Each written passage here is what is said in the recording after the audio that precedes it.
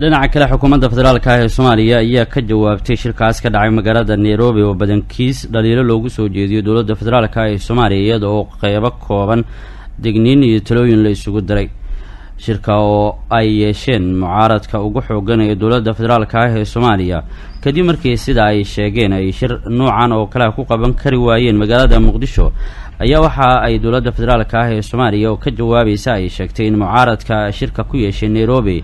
ay yihiin kuwa xawaaraha ka badinaya mucaaradnimadooda isaga oo wasiirka wasaaradda warfaafinta ee dowladda Soomaaliya Daahir Maxamuud Geelle munaasabad ka dhacday magaalada Muqdisho ka sheegay in mucaaradka Nairobi ku shiray ay wax ku leeyihiin dowladda Soomaaliya loona baahan yahay hadii ay wax tabanayaan in miiska wada hadalka la yimaado laakiin ay u muuqdaan kuwa karkarka ka badinaya mucaaradnimadooda. aysan labisku noqonayn kan ilaahay soo wada ciidka aada ku guulaysanay marka waxaan rabnaa anaga dowlad ahaan hadda waxaan wadnaa xanaan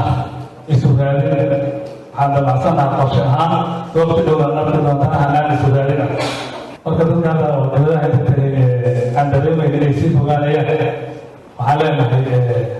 meeshaan soo baleynaysin ma jirno wasiirgeedaan rabnaa in la isu imaadaan rabnaa yani maxaa yidhahdaa baabuurka isbiikriyaa laga badin haddaan la yeelin laakiin iyaguna waa sheerlayaal waa dad waxaan hayna wax ku leh oo nala leh oo yeelan jiray yeelan kara dowlad laakiin annaguna maamulka inuu naga xumaado maaha maa naga xumaanaya waa bixinaynaa iyagana sugitaanka iyo maaragtay inuu ka xumaado oo dhali karka ay ka badiyaan ma aha.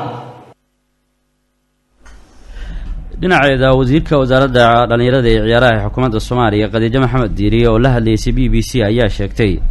inaanay wax badan soo kordhinin hoteello ku yaala magaalada Nairobi oo ay shir ku yeeshaan mucaaradka dowladda federaalka ah ee Soomaaliya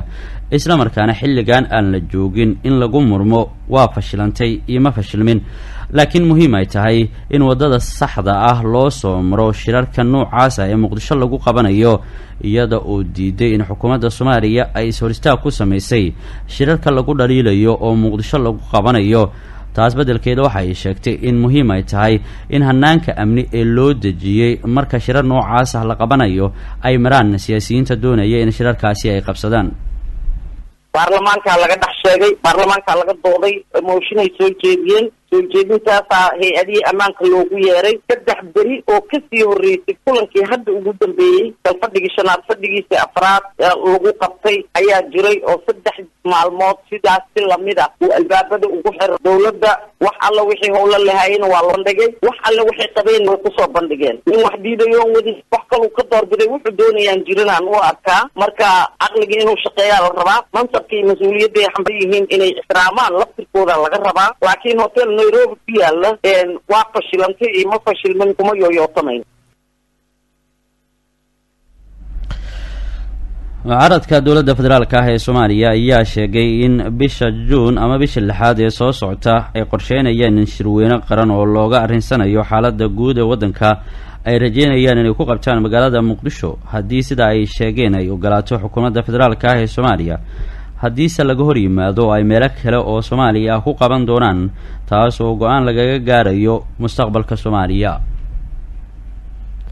madaxweynaha Soomaaliya Maxamed Cabdullaahi Farmaajo oo gaaray waddanka Masar ayaa la filayaa inuu halkaas uga qayb galo shir madaxeed madaxda Afrika uga furmaya dalkaasi.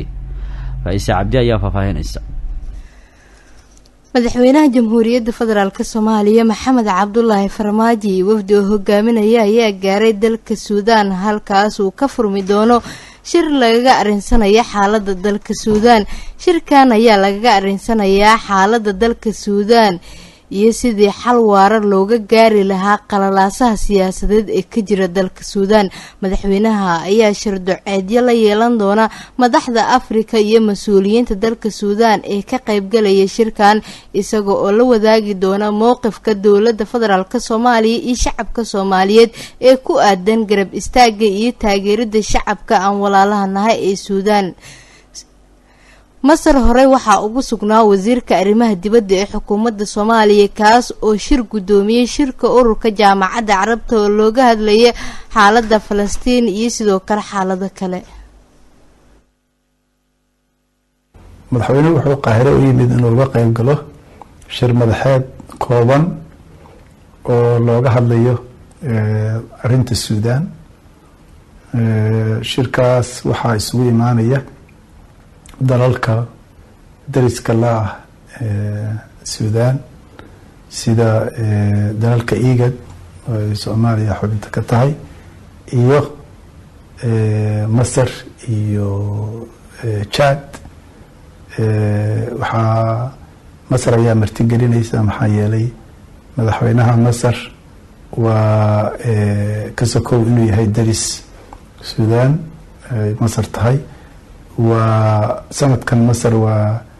waa guddoonka maaragtay africa. waxaa kaloo kasoo qeybgelaya madaxweynihii hore ee guddoonka africa ee masar bedeshay oo ah madaxweynaha Rwanda Paul Kagame iyo madaxweynaha South Africa oo ah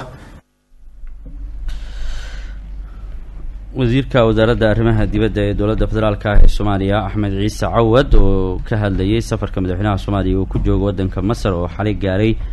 wadankaasi halkaas oo uu kaga qayb galayo shir madaxeed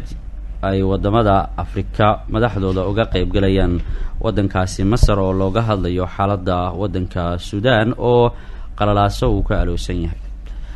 warkaas waxa kaga imaanaya idaacadda Risaale magaalada Muqdisho. koox hubaysan oo shalay toogasho iyo afduub isugu daray shaqaale samafal oo ka tirsan waa shaqaale samafal oo u dhashay wadanka Britain ayaa booliisku afayeen u hadlay ee wadanka Nigeria waxa uu sheegayaa in gacanta lagu soo dhigay. dhacdadan oo ka dhacday wadanka Nigeria ayaa booliisku waxa ay u koor galeen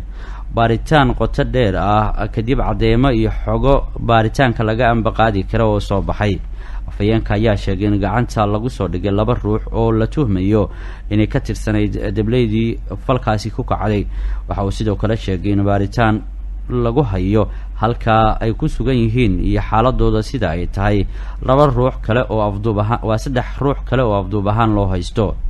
2 ruux ayaa la dilay ayuu yiri afayeenka iyadoo 3 kalena ay ku maqan yihiin kooxda falkan geysatay. laakiin booliiska ayaa ku daba jira. qaar ka mid ah waa hay-adda laga leeyahay wadanka Britain ee shaqaalahan u shaqeynaya ayaa waxa war ay soo saartay kal hore ay ku sheegtay in qaar ka mid ah shaqaalaheeda lagu dilay kuwa kalena lagu afduubtay wadanka Nigeria. waxaana ay hay-addu sheegtay inay ka go'an tahay markasta in la kobciyo iskaashiga kala duwan ee ay la leeyihiin hay-adaha dhigooda ah ee wadanka Nigeria iyo in arrintan aanay marnaba u joojin doonin howlaha ay ka hayaan wadanka